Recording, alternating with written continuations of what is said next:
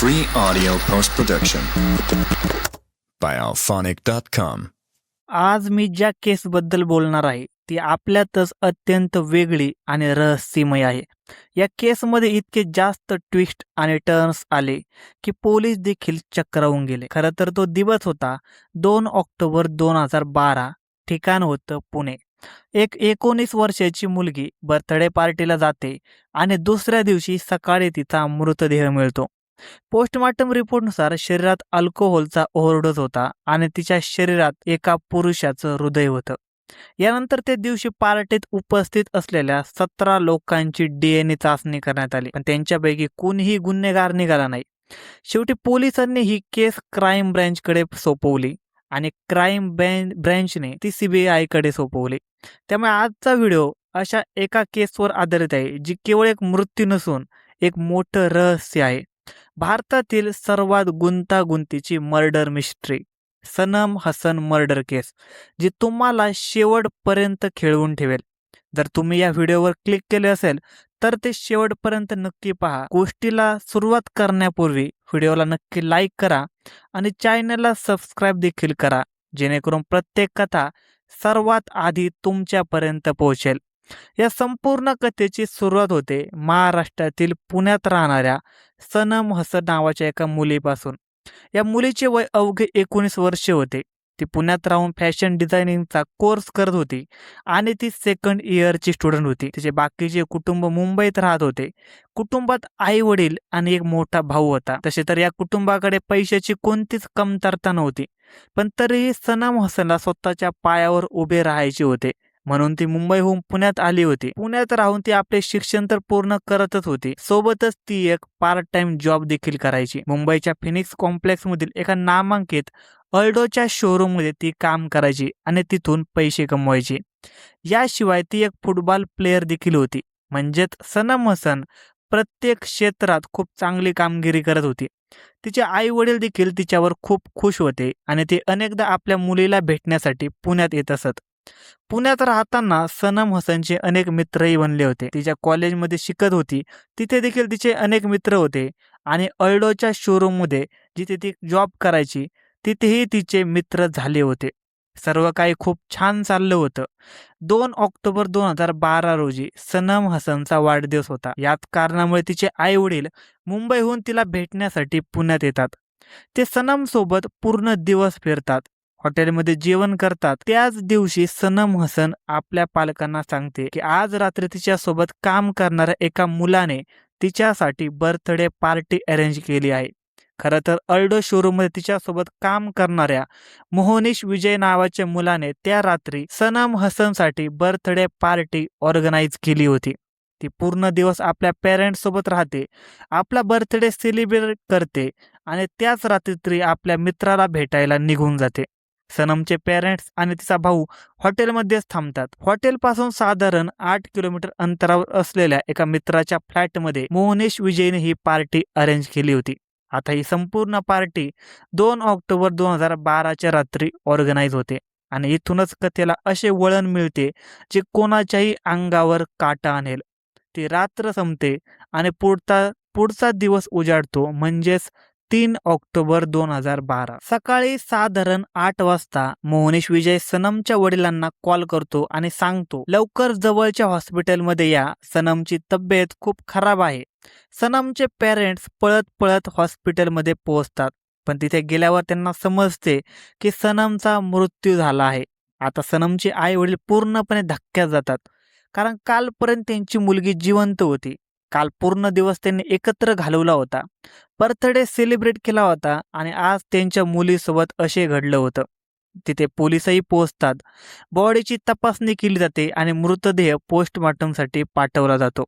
जेव्हा पोस्टमॉर्टमचा रिपोर्ट येतो तेव्हा त्यात एक धक्कादायक गोष्ट समोर येते की सनम हसनच्या शरीरात खूप जास्त प्रमाणात अल्कोहोल आढळले होते. म्हणजेच एकतर तिने स्वतःच्या इच्छेने किंवा कोणीतरी जबरदस्तीने तिला खूप दारू पाजली होती. या दारूच्या ओव्हरडोजमुळे आणि हार्ट अटॅकमुळे सनम हसनचा मृत्यू झाला होता. सोबतच पोस्टमॉर्टम रिपोर्टमध्ये सनमच्या बॉडीमधून काही सिमेंटचे सॅम्पल देखील मिळतात. म्हणजेच मृत्यूपूर्वी सनम सोबत शारीरिक संबंध ठेवण्यात आले होते. परंतु हे संबंध सहमतीने ठेवले होते की जबरदस्तीने हे स्पष्ट नव्हते. या सर्वांशिवाय पोस्टमॉर्टम रिपोर्टमध्ये सर्वात जास्त चक्रावून टाकणारी बाब समोर आली ती म्हणजे सनम हसनच्या शरीरात जे हृदय होते ते एका पुरुषाचे होते. जेव्हा पोस्टमॉर्टम होते तेव्हा शरीराचे सर्व अवयव काढून त्यांनी तपासणी केली जाते. डॉक्टरांनी जेव्हा तिची हृदयाची तपासणी केली तेव्हा त्या हृदयात मिळालेल्या प्रोटीनवरून हे स्पष्ट झाले की हृदय कोणत्याही महिलेचे नसून एका पुरुषाचे आहे. आता हे कसं शक्य आहे की एका महिलेच्या शरीरात पुरुषाचे हृदय विकसित होत असेल? सनमच्या शरीरावर तिच्या मृत्यूपूर्वी अशी कोणतीही खून नव्हती ज्यावरून असे म्हणता येईल की तिची कोणती हार्ट सर्जरी झाली होती. त्यामुळे इथे पोलिसांची ही केस अत्यंत गुंतागुंतीची ठरणार होती आणि पोलिसांसमोर अनेक प्रश्न होते. पोलीस आपला तपास सुरू करतात. सुरुवातीच्या तपासात पोलिसांना सर्वात आधी हे शोधायचं होतं की इथे सनम हसन सोबत संबंध कोणी ठेवले होते आणि तिला दारू कोणी पाजली होती. याच अनुषंगाने पोलीस त्या 17 लोकांना पोलीस ठाण्यात आणतात जे त्या रात्री पार्टीत हजर होते. यामध्ये सनमचे काही कॉलेजचे मित्र होते तसेच तिच्यासोबत शोरूममध्ये काम करणारे काही कलिग्स होते. पोलीस आलटून पालटून सर्वांची चौकशी करतात. सर्वांचे DNA सॅम्पल घेतले जाते आणि सनम हसनच्या बॉडीमधून मिळालेल्या सिमेन सॅम्पलच्या DNAचे मॅच केले जातात. पण सर्वात धक्कादायक बाब म्हणजे त्या 17 लोकांपैकी कोणाचेही सॅम्पल मॅच होत नाही आणि सनमचा जवळचा मित्र मोहनीश याचाही DNA त्या सिमेन सॅम्पलशी मॅच होत नाही. म्हणजेच त्या 17 लोकांपैकी कोणीही सनमसोबत संबंध ठेवले नव्हते. इथे ही केस आणखीनच गुंतागुंतीची होत चालली होती.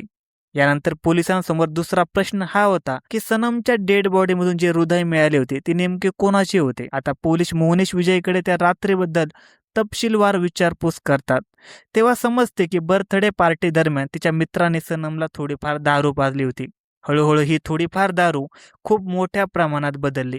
दारूच्या ओव्हरडोजमुळे रात्रीच सनमला उलट्याही झाल्या होत्या. त्यानंतर मोहनीशने तिला एका खोलीत झोपायला लावले होते आणि सकाळी जेव्हा त्याने खोलीत जाऊन पाहिले तेव्हा सनमचा मृत्यू झाला होता.